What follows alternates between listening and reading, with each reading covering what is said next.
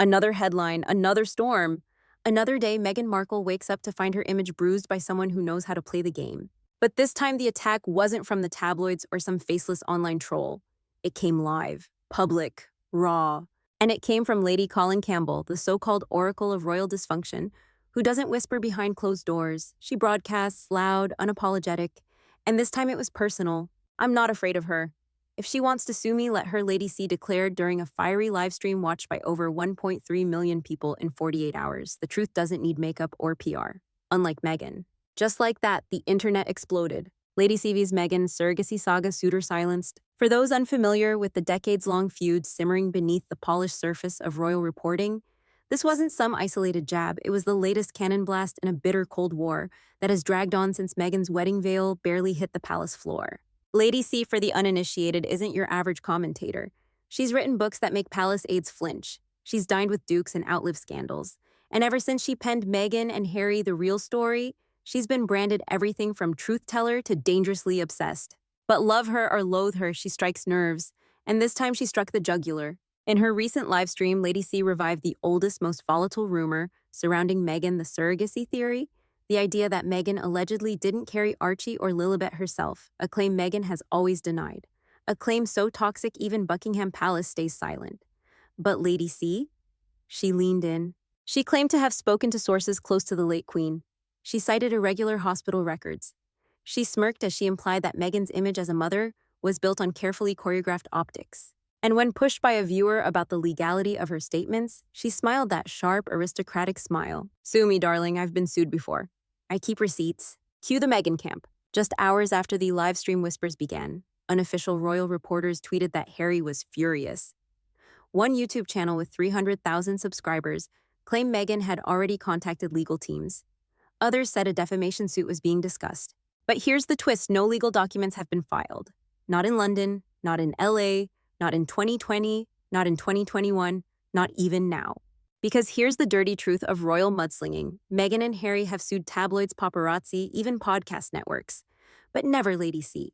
Why? Maybe because suing her would give her what she wants, relevance. Maybe because deep down, even Meghan's team knows Lady C's facts are tangled enough in commentary to dance around the edges of slander law. Or maybe it's something worse.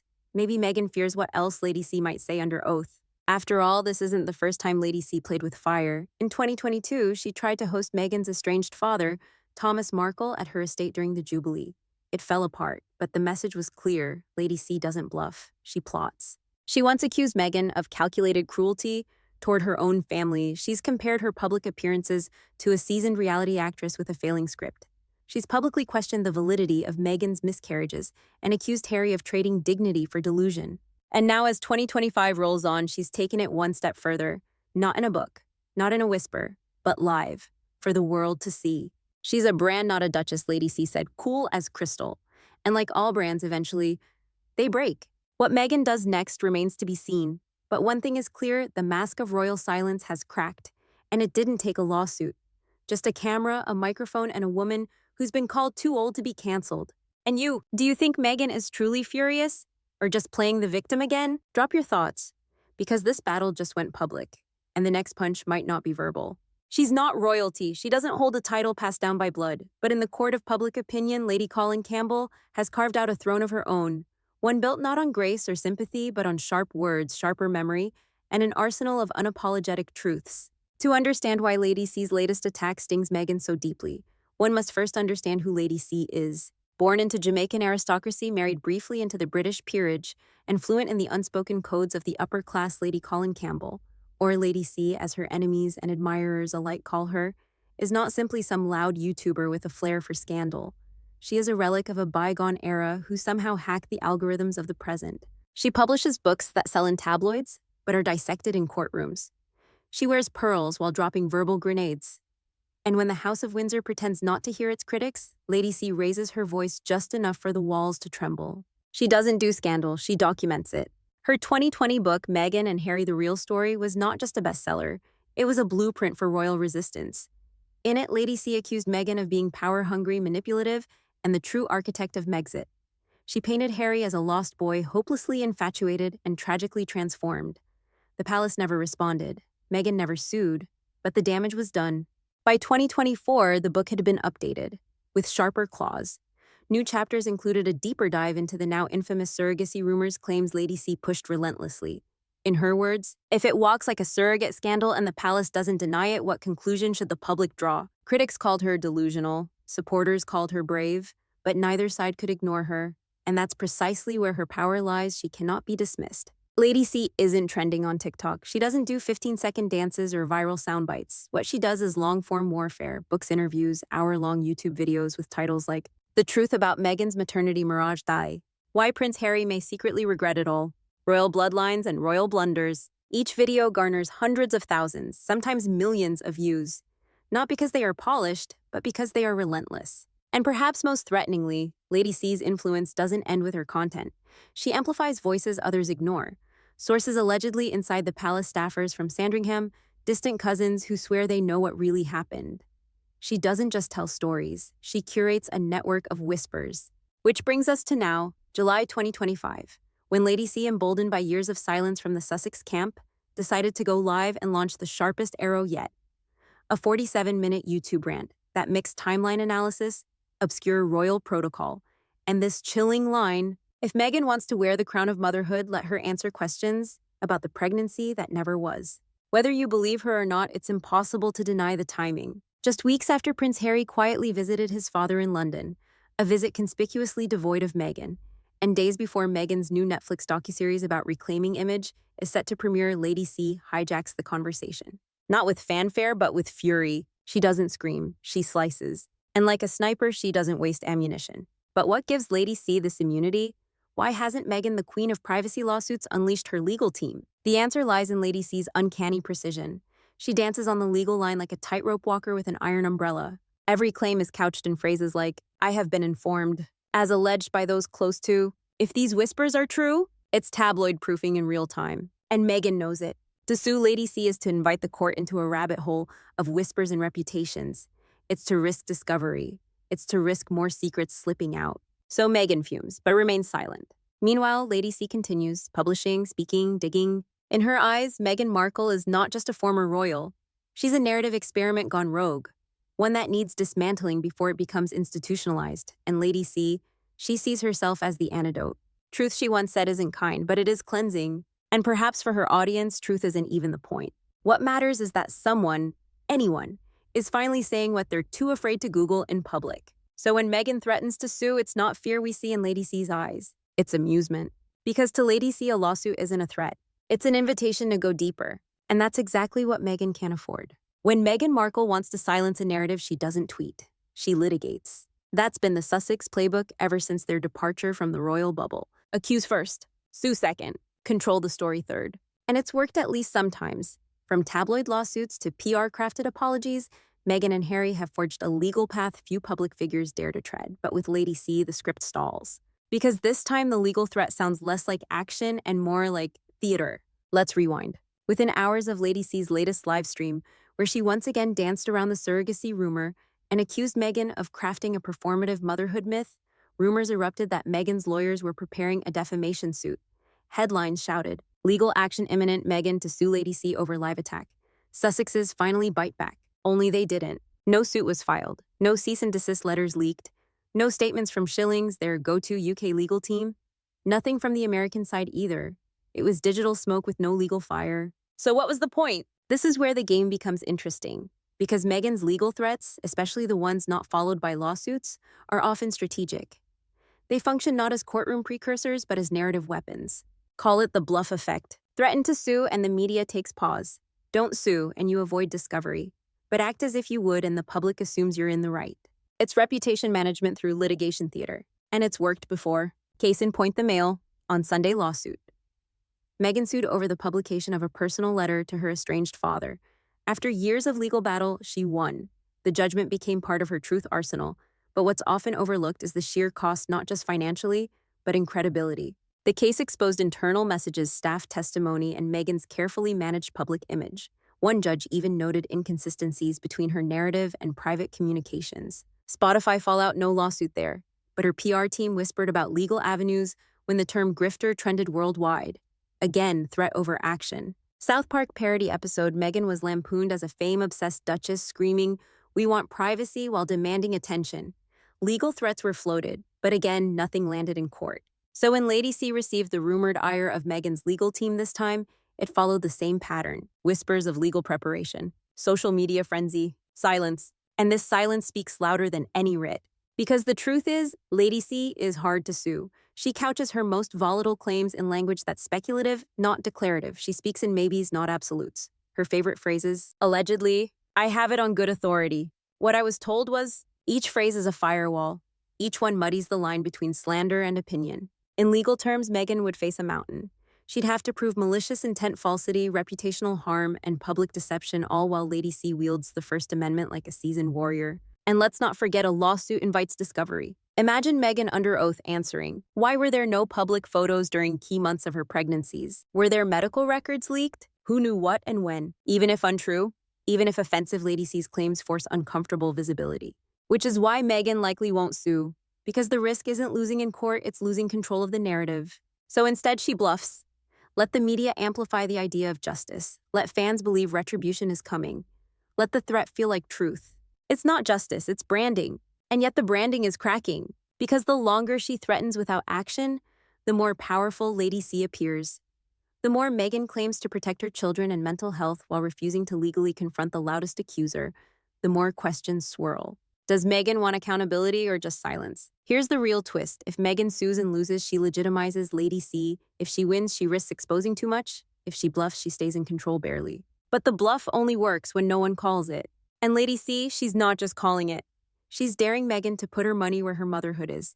And so far, all we've heard is the rustling of designer paperwork. So what do you think? Is Meghan preparing to protect her name or just protecting her image? Drop your verdict, because in this court of public opinion, you're the jury, and the gallery is full.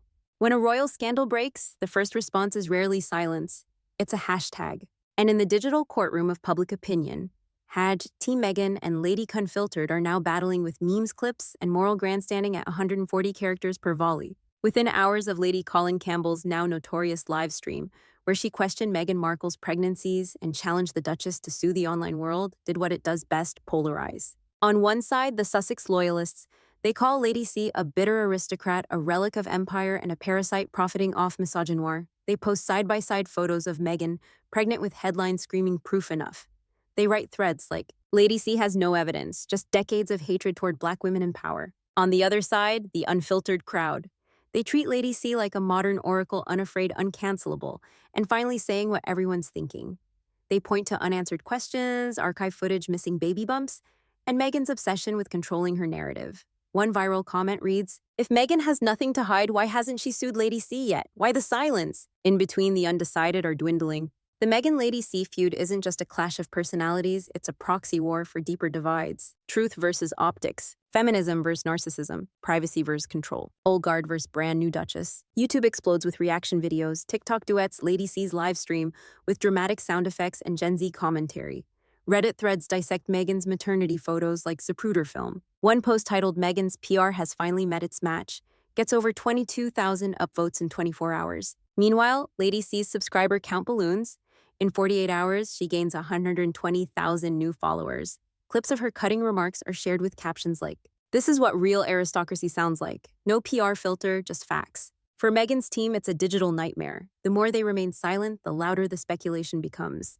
But saying something, anything, also risks amplifying the very rumor they want to disappear. And that's where the real divide grows, not just between Meghan and Lady C, but between those who see silence as dignity and those who see it as guilt. Journalists weigh in. The Guardian calls it a gendered assault on credibility. The Daily Mail praises Lady C for refusing to bow to woke censorship. BuzzFeed declares no winners in this war of words, only clicks. Even celebrities start picking sides. Bethany Frankel tweets Lady C is nuts, but not wrong. Jamila Jamil counters, "This is racism in pearls." Pierce Brosnan reposts a quote from Diana, "Only do what your heart tells you." And the internet goes wild with speculation. Meanwhile, Oprah stays silent, so does Serena, so do the Obamas. And for many, that silence is its own headline, because the once loyal allies have stopped speaking.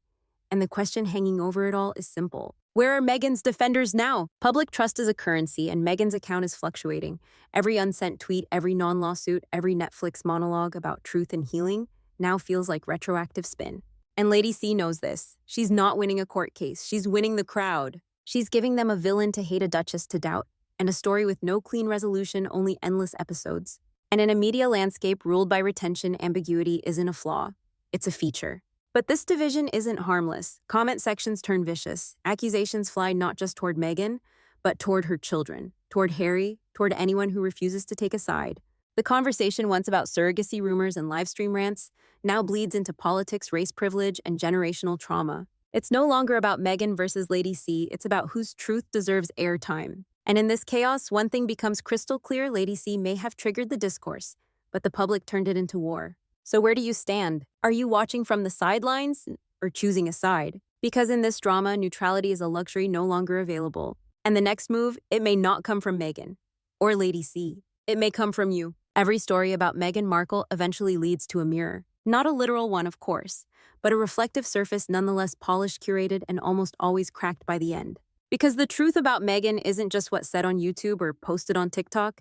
It's about who's allowed to speak and who gets punished for doing so. Lady C speaks with no script, no manager, no Netflix deal. And yet somehow she keeps commanding the narrative. Why? Because Meghan's power, her brand, her leverage was built on one thing: image.